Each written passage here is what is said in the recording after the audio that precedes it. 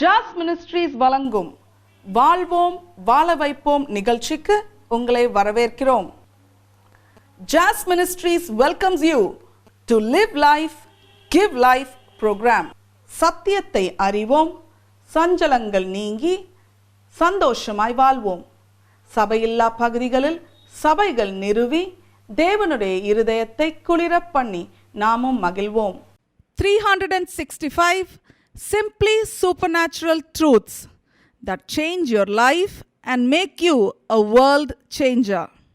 உங்களையும் வாழ வைத்து உங்கள் மூலம் உலகையும் வாழ வைக்கும் இயற்கைக்கு அப்பாற்பட்ட லகுவான சத்தியங்கள் 365.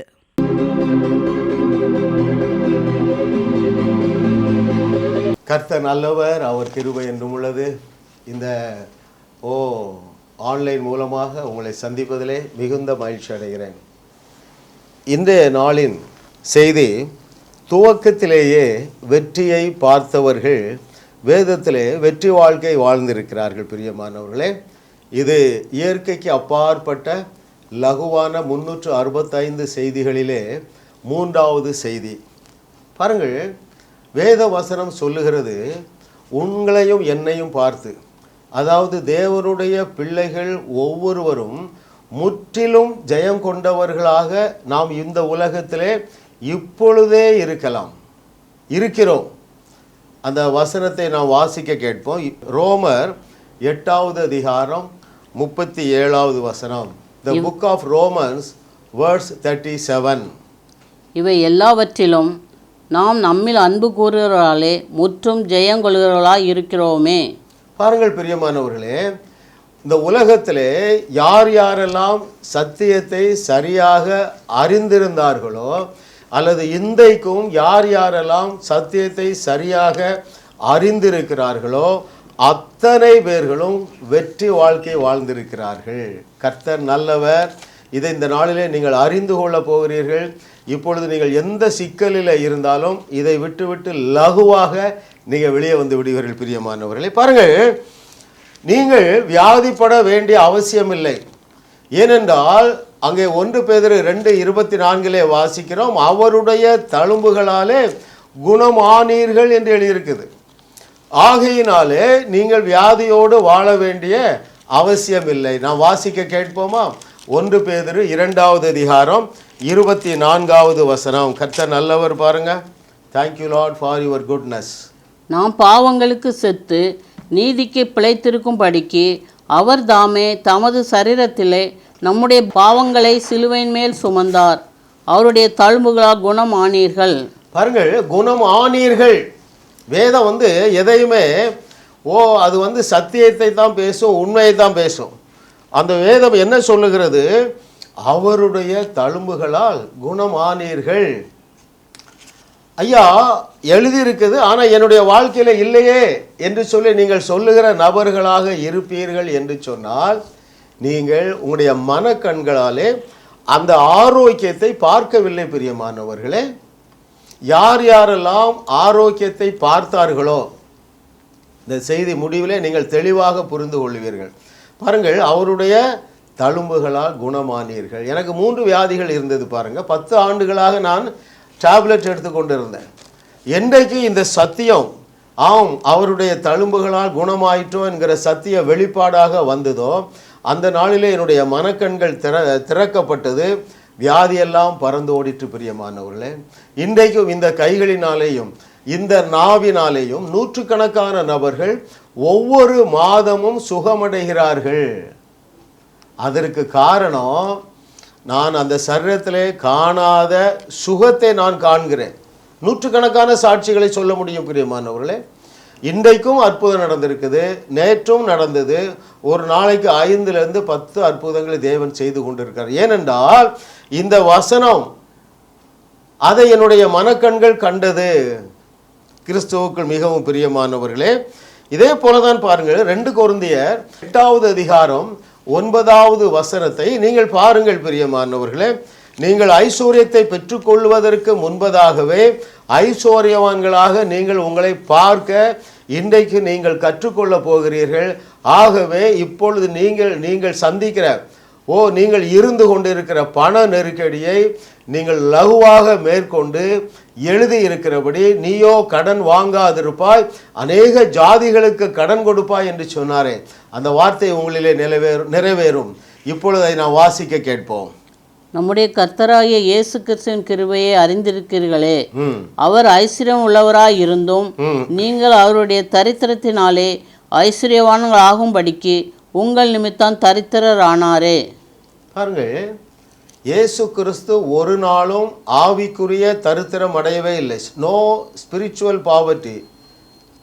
This is talking about earthly blessing. பிரியமானவர்களே, அவர் ஏன் தரித்திரர் ஆனார் தெரியுமா? என் மேலே இருந்த தரித்திரத்தை தூக்கி ஏசப்பா மேலே வைத்து விட்டு அவர் மேலே இருந்த ஐஸ்வர்யத்தை தூக்கி என் மேலே வைத்து விட்டார். எனவே தான் அவர் தரித்திரர் ஆனார். பிரியமானவர்களே, இன்னும் ஒரு வசனத்தை நான் உங்களுக்கு வாசிக்கிறேன். 2 கொரிந்தியர் 9வது அதிகாரம் அங்கே 8வது வசனத்தில் கர்த்தர் நல்லவர். பாருங்க, அவர் கிருபை என்றும் உள்ளது, கர்த்தர் நல்லவர். வாசிக்கலாம். 2 கொரிந்தியர் 9:8. மேலும் நீங்கள் எல்லாவற்றிலும் எப்பொழுதும் சம்பூரணம் உடையவர்களாயும் சகலவித நற்கிரியிலும் பெருவர்களாய் இருக்கும்படியாக. பாருங்கள், நீங்க சகலவித நற்கிரியைகளையும் செய்யும்படியாக எல்லாவற்றிலும் எப்பொழுதும் சம்பூரணமுடையவர்களாய் இருக்க வேண்டும் என்பது வானத்தையும் பூமியையும் படைத்த உங்கள் தகப்பனாகிய தேவனுடைய சித்தமாய் இருக்கிறது. பிரியமானவர்களே, இதை நீங்கள் காணப்படாத ஆசீர்வாதங்களை உங்களுடைய வாழ்க்கையிலே நீங்கள் காணப்போகிறீர்கள். ஆகவே இன்று காணுகிற பண நெருக்கடியை நீங்கள் காண வேண்டிய அவசியம் இல்லை. சில உதாரணங்களை பார்க்கும் பொழுது இது உங்களுக்கு லகுவாக புரிந்துவிடும். பிரியமானவர்களே, கர்த்தர் நல்லவர். பாருங்க, இயேசு கிறிஸ்து சிலுவையிலே ஏன் அவ்வளவு சஞ்சலப்பட்டார்? ஏனென்றால் நம்முடைய சஞ்சலத்தையும் தவிப்பையும் நீக்கும்படியாகவே அவர் சஞ்சலத்தையும் தவிப்பையும் அவமானத்தையும் நிந்தையையும் ஏற்றுக்கொண்டார். பிரியமானவர்களே, கர்த்தர் நல்லவர்.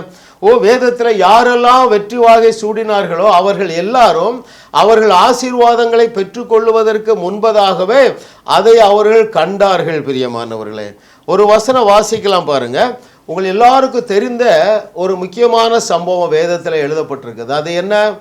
இஸ்ரவேல் ஜனங்கள் கானான் தேசத்துக்கு செல்லும்படியாக தேவன் அவர்களை அந்த எகிப்து தேசத்தில் புறப்பட பண்ணி வனாந்தரத்திலே கொண்டு வரும்பொழுது அங்கே புறப்பட்ட சுமார் 25 அல்லது 30 லட்சம் ஜனங்களிலே 2 பேர் மாத்திரம் தேவனுடைய வாக்கு தத்தத்தை அல்லது அவர்கள் அடைய போறதை அல்லது காணாததை கண்டார்கள். காணாததை கண்ட காலேபு, யோசுவா தவிர மற்ற எல்லாருமே, ஒருவேளை 20 வயதுக்கு குறைந்தவர்கள் வந்து சேர்ந்தார்களே தவிர வேற ஒருவருமே அந்த கானான் தேசத்திற்குள்ளே பிரவேசிக்கவில்லை. காரணம் தெரியுமா பிரியவர்களே? அவர்களால் விசுவாசிக்க முடியவில்லை. ஏன் விசுவாசிக்க முடியவில்லை? சரியாக சத்தியத்தை அறிய முடியவில்லை. ஆகவே அவர்களால் விசுவாசிக்க முடியவில்லை. ஆகவே தேவன் வாக்கு பண்ணின அந்த தேசத்தை அவருடைய கண்களால் காண முடியவில்லை. பிரியமானவர்களே, அந்த வேத பகுதியை நான் வாசிக்க கேட்கலாம். எண்ணாகமத்தின் புஸ்தகம் 13வது அதிகாரம் 30வது வசனம். The book of Numbers chapter 30 verse 30 13:30 of Numbers 13:30 நான் வாசிக்க கேட்கலாம். கர்த்தர் நல்லவர். அப்பொழுது காலேப் மோசேக்கு முன்பாக ஜனங்களை அமர்த்தி, நாம் உடனே போய் அதை சுதந்திரித்துக் கொள்வோம், நாம் அதை எளிதாய் ஜெயித்து கொள்ளலாம் என்றான். பாருங்கள், அங்கே வேவு பார்க்க சென்ற 10 பேர் தேவனுடைய வாக்கு தத்தத்தை அவர்கள் கண்கள் காணாததுனால அவர்களால் விசுவாசிக்க முடியவில்லை. அவர்கள் சொன்னதை நான் முதலாவது உங்களுக்கு வாசிக்கிறேன். பாருங்கள், அதே அதிகாரம் 32வது வசனத்திலே அந்த 10 பேர் சொன்ன துர்ச்செய்தி, தன் குடிகளை பட்சிக்கிற தேசம், நாங்கள் அதிலே கண்ட ஜனங்கள் எல்லாரும் மிகவும் பெரிய ஆட்கள், ராட்சத பிறவிகள், எங்கள் பார்வைக்கு வெட்டுக்கிளிகளை போல இருந்தோம் என்று சொல்லுகிறார்கள். ஏனென்றால் அவர்கள் காணப்படாததை அங்கே காணவில்லை. காணப்படாததை கண்ட காலேபு யோசுவாவை என்ன சொல்றார்கள் பாருங்கள், நாம் உடனே போய் அதை சுதந்தரித்துக் கொள்ளுவோம், எளிதாய் ஜெயித்து கொள்ளலாம்ங்கிறாங்க. பாருங்க பிரியமான, எவ்வளவு வித்தியாசம் பாருங்க. Diagonally opposite. முடியவே முடியாது என்கிறாங்க, லகுவாக பிடித்து கொள்ளலாம் ஏனென்றால் அவர்கள் வாக்குத்தத்தம் பண்ணப்பட்ட கானான் தேசத்தை முதலிலேயே கண்டார்கள், மனக்கண்களினாலே கண்டார்கள் பிரியமானவர்களே. அது மாத்திரமா பாருங்க, இன்னும் அவர்கள் என்ன சொல்லுகிறார்கள்? என்னாகமம் 14வது அதிகாரம் 9வது வசனம் வாசிக்க கேட்கலாம். கர்த்தருக்கு விரோதமாக மாத்திரம் கலகம் பண்ணாதீர்கள், அந்த தேசத்தின் ஜனங்களுக்கு நீங்கள் பயப்பட வேண்டியதில்லை, அவர்கள் நமக்கு இரையாவார்கள், அவர்களை காத்த நிழல் அவர்களை விட்டு விலகி போயிற்று, கர்த்தர் நம்மோட இருக்கிறார், அவர்களுக்கு பயப்பட வேண்டியதில்லை என்றார்கள். பாருங்க பிரியமானவர்களே, சரி, அவர்கள் என்ன சொல்றாங்க? அவர்கள் நமக்கு இரையாவார்கள். காணாததை காணுகிற கண்களை உடையவர்கள் பாக்கியவான்கள், அவர்களால் வாக்கு தத்தங்களை விசுவாசிக்க முடியும். விசுவாசித்தால் அவர்கள் காலேபு யோசுவாவை போல பேசுவார்கள். பிரியமானவர்களே, கர்த்தர் நல்லவர். நீங்க பாருங்க, நெடுகவே இயேசு கிறிஸ்துவுடைய ஊழியத்திலே பார்ப்பீர்கள் என்று சொன்னால், காணப்படாத ஜீவனை செத்த சடலத்திலே இயேசு கண்டார். 4 நாட்கள் ஆகிவிட்டது, நாருமே என்றார்கள். நீ விசுவாசம் உள்ளவளா இரு என்று சொல்லிட்டு அங்கே கல்லறைக்கு முன்பாக நின்று லாசருவே வெளியே வா என்று அழைத்ததற்கு காரணம் தெரியுமா பிரியமானவர்களே? அந்த காணக்கூடாத ஜீவனை லாசருடைய சரீரத்துக்குள்ளே இயேசு கண்டார். ஹல்லேலூயா! கர்த்தர் நல்லவர், அவர் கிருபை என்றும் உள்ளது. பிரியமானவர்களே, வெற்றியை முதலிலே பார்க்கவே வேவுக்காரர்களை ஸ்பைஸ் அனுப்புனார். நீ ஒவ்வொரு கோத்திரத்திற்கு ஒருவனை எடுத்து நான் கொடுக்கிற, நீங்கள் சுதந்தரிக்க போகிற அந்த கானான் தேசத்தை சுற்றி பார்த்து வர சொல்லு என்றார். எதற்கு? நீங்கள் பிரவேசிக்க முன்பதாகவே, நீங்கள் பெற்றுக்கொள்ளுவதற்கு முன்பதாகவே அதை பாருங்கள், அப்பொழுது நீங்கள் பெற்றுக்கொள்ளுவீர்கள் என்று சொல்லி தேவன் சொல்லுகிறார். பிரியமானவர்கள், இன்னும் அநேக உதாரணங்கள் வேதத்தில் உண்டு. இந்த நாளில் உங்களுடைய கைகளிலே இருக்கிற இந்த வேத புஸ்தகத்தில் பிரியமானவர்களே 7000 இடங்களிலே தேவன் ஆசீர்வாதங்களை வாக்கு பண்ணி இருக்கிறார். உங்களுடைய தகப்பனாகிய தேவன் எழுதப்பட்டுள்ள எல்லா ஆசீர்வாதங்களினாலும் உங்களை ஆசீர்வதிக்கவே ஆசீர்வதித்து பெருகவே பெருக பண்ணி உங்களை ஆசீர்வாதங்களினால் அலங்கரித்து அழகு பார்த்து அகமகிழ ஆவலாயிருக்கிறார். எப்படி ஒரு செல்வந்தனாகிய சீமான் தன்னுடைய பிள்ளைகளை ஆசீர்வாதங்களினால் அலங்கரித்து அழகு பார்த்து அகமகிழ ஆசைப்படுவானோ, அதே போல உங்கள் தகப்பனாகிய தேவன் எழுதப்பட்டுள்ள எல்லா ஆசீர்வாதங்களையும் உங்களுடைய சிரசின் மேல் வரப்பண்ணி நீங்கள் அதை அனுபவிக்கிறதை பார்க்க ஆசையாக இருக்கிறார். இந்த நாளில் உங்களுக்கு பிரகாசமுள்ள மனக்கண்கள் உண்டாவதாக. பிரியமானவர்களே, ஆபிரகாமை பாருங்களேன், அவரிடத்திலும் தேவன் அதைத்தான் சொல்லுகிறார். அங்கே ஆதியாகம புஸ்தகம் 13வது அதிகாரத்திலே 2 வசனங்களை நாம் வாசிக்க கேட்கலாம். இப்பொழுது ஒருவேளை வேதாகமம் உங்களிடத்தில் இல்லை என்றாலும் அடுத்த செய்தியை நீங்கள் பார்க்க வரும்பொழுது தயவு செய்து வேதாகமத்தை எடுத்துக்கொண்டு வாருங்கள். நீங்கள் கேட்கும் பொழுது அதை கண்களாலே பார்ப்பீர்கள் என்று சொன்னால் நீங்கள் விசுவாசத்திலே சீக்கிரமாக விருத்தி அடைவீர்கள். பிரியமானவர்களே, இப்பொழுது ஆதியாகமம் 13வது அதிகாரம் 14, 15. எஸ். லோத்து ஆபிராமை விட்டு பிரிந்த பின்பு கர்த்தர் ஆபிராமை நோக்கி, உன் கண்களை ஏறெடுத்து நீ இருக்கிற இடத்திலிருந்து வடக்கேயும் தெற்கேயும் கிழக்கேயும் மேற்கேயும் நோக்கி பார்.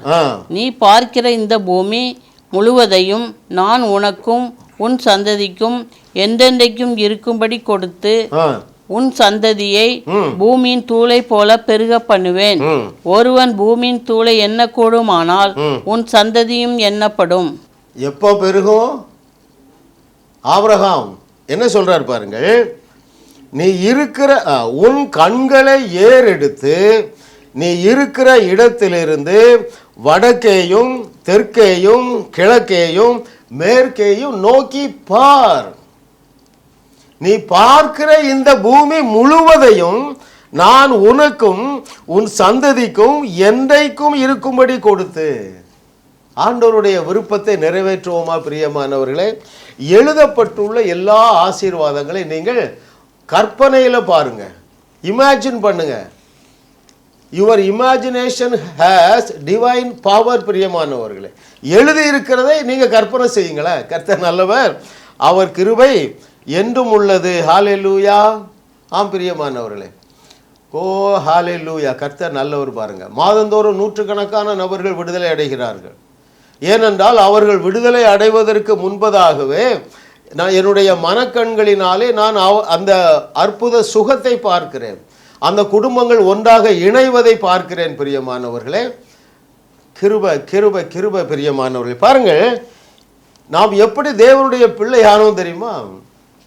நீங்கள் இந்த உலகத்திலே பிறப்பதற்கு முன்பதாகவே உங்களை ஒருவர் சிலுவையிலே பார்த்தார் பிரியமானவர்களே. ஏசாயா தீர்க்க தரிசன புஸ்தகம் 53வது அதிகாரம் அங்கே 10வது வசனத்திலே நீங்கள் பார்ப்பீர்கள் என்று சொன்னால், இன்றைக்கு நீங்களும் நானும் எதனாலே தேவனுடைய பிள்ளையான முக்கியமான ஒரு சத்தியம் பிரியமானவர்களே. ஏசாயா 53:10. ஆமென். கர்த்தரோ அவரை நொறுக்க சித்தமாகி அவரை பாடுகளுக்கு உட்படுத்தினார். அவருடைய ஆத்துமா தன்னை குற்ற நிவாரண பலியாக ஒப்பு கொடுக்கும் போது அவர் தமது சந்ததியை கண்டு நீடித்த நாளாயிருப்பார். கர்த்தருக்கு சித்தமானது அவர் கையினால் வாய்க்கும். சிலுவையிலே தொங்கிக் கொண்டிருந்த பொழுது அவர் சந்ததியை கண்டார் பிரியமானவர்களே. ஆகையினால் தான் இன்றைக்கு ஜீவனுள்ள தேவனுடைய பிள்ளைகளாக நாம் வாழ்ந்து கொண்டு இருக்கிறோம் பிரியமானவர்களே. அப்போ கிறிஸ்துவுக்குள் மிகவும் பிரியமானவர்களே, எந்த தேவையில் நீங்கள் இப்பொழுது இருக்கிறீர்களோ அதை வசனத்தின் அடிப்படையிலே எழுதி வைத்தாவது நீங்கள் பாருங்கள். நான் உங்களுக்கு ஒரு சாட்சி சொல்லுகிறேன், அப்பொழுது உங்களுக்கு அது புரிந்துவிடும் பிரியமானவர்களே. எனக்கு ஒரு இன்னோவா கார் வாங்க வேண்டும் என்று எனக்கு ஒரு ஆசை. நான் என்ன செய்தேன் தெரியுமா? இந்த வசனங்களை தியானித்த பொழுது எனக்கு ஒரு ரெவலேஷன் வந்தது. நேரே டொயோட்டா கார் ஷோரூமுக்கு போனேன். போய் எனக்கு விருப்பமான கலர் கிரே கலரில் அந்த இன்னோவா காருடைய ப்ரோஷரை வாங்கிட்டு வந்து என்னுடைய பெட்ரூமில் ஒட்டி வைத்திருந்தேன். போகும்போது வரும்போதெல்லாம் பார்ப்பேன், பேசுவேன், கை வைத்து பேசியிருக்கிறேன் பிரியமானவர்களே. எதிர்பாராத விதமாக எனக்கு ஒரு ரிசோர்ஸ் வந்தது, எனக்கு சொந்தமாக மாறினது பிரியமானவர்களே. இதைத்தான் பிரியமானவர்களே தேவன் நீங்களும் நானும் செய்யும்படியாக விரும்புகிறார். பாருங்கள், யோசேப்புக்கு என்ன நடந்தது? சின்ன வயதிலேயே அவன் ஒரு தரிசனம் கண்டான் இல்லையா? அவனுடைய எல்லா சகோதரர்களும் இவனை வணங்குவது போல, அல்லது யோசேப்புடைய அரிக்கட்டை அவனுடைய சகோதரனுடைய அரிக்கட்டெல்லாம் வணங்குகிறது போல ஒரு சொப்பனம் கண்டான் பாருங்க. அதை அவன் விடவே இல்லை. அங்கே குழிக்குள்ள தள்ளப்படும் போதும் அதை விடவில்லை. பார்வோனின் அரண்மனையில் இருக்கும்போதும் அந்த தரிசனத்தை, அந்த பார்வையை அவன் மாற்றவில்லை. அங்கே அநியாயமாக குற்றம் சாட்டப்பட்டு சிறைச்சாலைக்குள்ளே போடப்படுகிறான். அங்கேயும் அந்த பார்வை மாறவே இல்லை பிரியமானவர்களே. ஆகையினால தேவனுடைய சித்தத்தை அவனுக்கு நிறைவேற்றுவது தேவனுக்கு எளிதான காரியமாக மாறிற்று. அங்கே சிறைச்சாலையிலிருந்து சிங்காசனத்துக்கு போனான் பிரியமானவர்களே. இதுதான் தேவனுடைய திட்டமாக இருக்கிறது. கர்த்தர் நல்லவர். முதலாவது நீங்கள் தேவனுடைய விருப்பம் என்னது என்று நீங்கள் அறிந்து கொள்ளுவீர்கள் என்றால் அந்த பார்வை சரியான பார்வையாக மாறிவிடும். நீங்களும் உங்கள் பிள்ளைகளும் என்றென்றைக்கும் நன்றாய் இருக்க வேண்டும் என்று 7 வசனங்கள் இருக்கின்றன. நீங்கள் அதை குறிக்கிறவர்கள் குறித்து வைத்துக் கொள்ளுங்கள். உபாகமத்தின் புஸ்தகம் 5வது அதிகாரம் 29வது வசனத்தை நான் உங்களுக்கு வாசிக்கிறேன் பிரியமானவர்களே. The book of Deuteronomy chapter 5 verse 29 வாசிக்கிறேன் பாருங்கள். அவர்களும் அவர்கள் பிள்ளைகளும் என்றென்றைக்கும் நன்றாயிருக்கும்படி. தேவனுடைய விருப்பம் பிரியமானவர்களே. நீங்களும் இதை கேட்டுக்கொண்டிருக்கிற அருமையான சகோதரனே, அருமையான சகோதரியே, நீ எங்கே இருந்து கேட்டுக்கொண்டிருந்தாலும் சரி, இந்த உலகத்தில் நீ எங்கே இருந்தாலும் சரி, இன்னும் 10 ஆண்டுகள் 20 ஆண்டுகள் கழித்து இதை கேட்டுக்கொண்டிருந்தாலும் சரி, உங்களுக்கு ஒரு நல்ல செய்தி.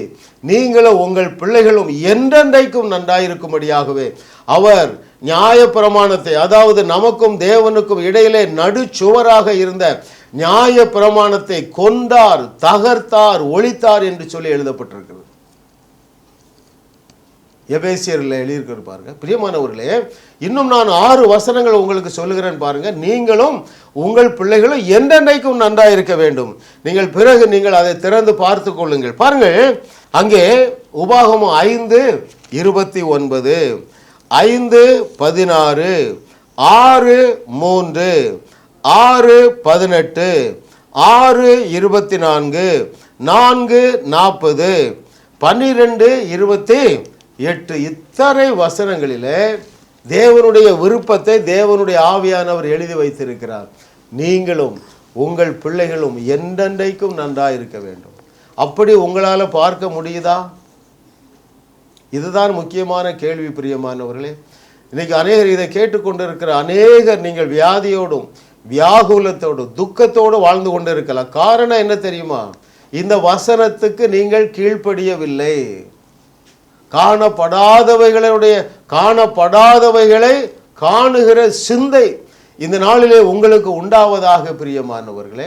நீங்களும் உங்கள் பிள்ளைகளும் என்றென்றைக்கும் நன்றாக இருக்க வேண்டும் என்கிற ஒரே காரணத்துக்காக தான் சட்ட திட்டங்களாகிய அந்த நியாய பிரமாணத்தை சிலுவையிலே கொண்டார், தகர்த்தார், ஒழித்தார் என்று சொல்லி எழுதியிருக்கிறது பிரியமானவர்களே.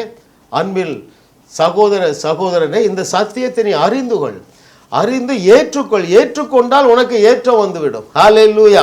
பாருங்கள், தேவனுடைய இன்னும் விருப்பம் என்ன தெரியுமா? நீங்கள் இப்பொழுது இருக்கிற ஆசீர்வாதத்தை போல 1000 மடங்கு பெருக வேண்டும் என்கிறார். வாசிக்கலாம். உபாகமம் 1வது அதிகாரம் 11வது வசனத்திலே உங்கள் தகப்பனாகிய தேவனுடைய திட்டத்தை நீங்கள் வாசிக்கிறீர்கள். உபாகமம் 1:11, நீங்கள் இப்பொழுது இருக்கிறதை பார்க்கிலும் 1000 மடங்கு அதிகமாகும்படி 1000 மடங்கு அதிகமாக வேண்டும் என்பதுதான் தேவனுடைய திட்டமாய் இருக்கிறது. அதை நீங்கள் பாருங்கள் பிரியமானவர்களே. கர்த்தர் நல்லவர். குழந்தை இல்லாதவர்கள், நீங்கள் ஒரு 3 குழந்தைகள் படத்தை எழுதி அங்கே உங்களுக்கு பிடியமான மேகசினில் வர்ற அழகான 3 படங்களை எழுதி ஒட்டி வைத்து பாருங்கள். ஆபிரகாமை தேவன் பார்க்க சொன்னார், அவன் பார்த்தான். அதுதான் தேவனுக்கு கீழ்ப்படிதல் பிரியமானவர்களே. இந்த நாளில் உங்களுக்கு ஒரு பிரகாசம் உள்ள மனக்கண்கள் உண்டாவதாக. வேதத்தில் பாருங்க பிரியமானவர்களே, 7000 இடங்களிலே தேவன் ஆசீர்வாதங்களை வாக்கு பண்ணி இருக்கிறார். அவர் என்ன சொல்றார்? அவருடைய சித்தத்தின்படி எவைகளை கேட்கிறீர்களோ அவைகளை பெற்று கொண்டீர்கள் என்று விசுவாசிக்க சொல்லுகிறார். அதை விசுவாசிக்கிறவர்கள் அந்த மாம்ச கண்ணாலே பார்ப்பதற்கு முன்பதாகவே ஆவிக்குரிய கண்களாலே பார்ப்பார்கள். அப்படிப்பட்ட ஒரு பிரகாசமுள்ள மனக்கண்கள் உண்டாகும்படியாக நான் உங்களுக்காக இப்பொழுது ஜெபிக்கட்டுமா? பிரியமானவர்களே, கிறிஸ்தவ வாழ்க்கை என்பது எளிதானது. ஏனென்றால் கடினமான எல்லாவற்றையும் இயேசு கிறிஸ்து சிலுவையிலே நிறைவேற்றி முடித்து விட்டார் பிரியமானவர்களே. உங்களை அழைத்த உங்கள் தகப்பனாகிய தேவனுடைய விருப்பமே சிங்க குட்டிகள் தாழ்ச்சி அடைந்து பட்டினியாயிருக்கும் கர்த்தருடைய பிள்ளைகளாகிய உங்களுக்கு ஒரு நன்மையும் குறைபடக்கூடாது. அதுதான் அவருடைய இருதய வாஞ்சையாக இருக்கிறது. அதை நிறைவேற்றும்படியாக வேதத்தில் உள்ள எழுதப்பட்டிருக்கிற ஆசீர்வாதங்களை காணும்படியாக உங்களுக்கு ஒரு பிரகாசம் உள்ள மனக்கண்கள் உண்டாகும்படியாக இயேசுவின் நாமத்தினால அன்பின் பரலோக பிதாவே, இந்த பிள்ளைகள் வாழ்ந்து சுகித்திருக்கும்படியாக நீர் எவ்வளவாய் திட்டம் வைத்திருக்கிறீர், எவ்வளவாய் விருப்பமுள்ளவராய் இருக்கிறீர். பரலோக ஆசீர்வாதங்களை பூமியிலே அனுபவிக்கும்படியாக பரலோகத்திலே உம்முடைய சித்தம் செய்யப்படுவது போல பூமியிலேயும் செய்யப்படுவதாக என்று ஜெபிக்கும்படியாக கற்றுக் கொடுத்த அருமையான எங்கள் தகப்பனாகிய தேவனே, உமக்கு நன்றி அப்பா. ஓ ஆதாம் ஏவாள் விழுந்து போவதற்கு முன்பதாக ஏதேன் தோட்டத்திலே வாழ்ந்த அந்த வாழ்க்கையை நீர் எங்களுக்கு மீட்டு கொடுத்து விட்டீரே, இதை அறிந்து கொள்ளும்படியாக ஏற்றுக்கொள்ளும்படியாக ஒரு பிரகாசமுள்ள மனக்கண்கள் உண்டாவதாக என்று சொல்லி இயேசுவின் நாமத்தில் நான் செபிக்கிறேன். இவருடைய கண்களை குருடாக்கி வைத்திருக்கிற பிசாச இவர்களை விட்டு அப்பாலே போ சாத்தானே. இவர்கள் வாழ்ந்து சுகிக்கிற காலம் துவங்கிவிட்டது. இவருடைய வாழ்க்கையிலே ஒரு நன்மையும் குறைவுபடாது என்று சொல்லி இயேசுவின் நாமத்தை நான் ஆசீர்வதிக்கிறேன். கர்த்தர் சொன்னீர் ஆண்டவரே, நீ ஆசீர்வதிக்கிறவர்களை நான் ஆசீர்வதிப்பேன் என்று சொன்னீரேன். இன்றைக்கு நான் இவர்களுக்காக கேட்கிற ஆசீர்வாதம் எல்லாருக்கும் பிரகாசமுள்ள மனக்கண்கள் உண்டாவதாக. தேவரே, நீர் அப்படியே செய்கிறதுக்காக நன்றி. ஆமேன், ஆமேன், ஆமேன். கர்த்தர் நல்லவர், அவர் கிருபை என்றும் உள்ளது. ஒரு முக்கியமான ஒரு அறிவிப்பு, பிரியமானவர்களே, நீங்கள் வேதத்தில் உள்ள மகத்துவங்களை அறிந்து கொண்டு பிரகாசமுள்ள மனக்கண்கள் உண்டாகும்படியாக ஒவ்வொரு திங்கள், புதன், வெள்ளி இந்த 3 நாட்களும் ஜாஸ் ட்ரூத் லவர்ஸ் அகாடமி என்று சொல்லி ஒரு இலவச வகுப்பு ஜூம் வாயிலாக நடைபெற்று கொண்டிருக்கிறது.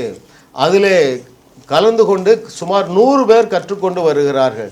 ஜூம் ஆப் மூலமாகவும் யூடியூப் வாயிலாகவும். நீங்கள் அதிலே கலந்து கொள்ள அல்லது இணைந்து கொள்ள விரும்புவீர்கள் என்று சொன்னால் கீழே நீங்கள் காண்கிற தொலைபேசி எண்ணிலே நீங்கள் என்னை அழைக்கலாம். உங்களுடைய பெயர்கள் அந்த குரூப்பில் சேர்த்து வைக்கப்படும். அதன் மூலமாக நீங்கள் பெரிய ஆசீர்வாதங்களை பெற்றுக்கொள்ள முடியும். உங்களுடைய மனக்கண்கள் திறந்துவிடும்.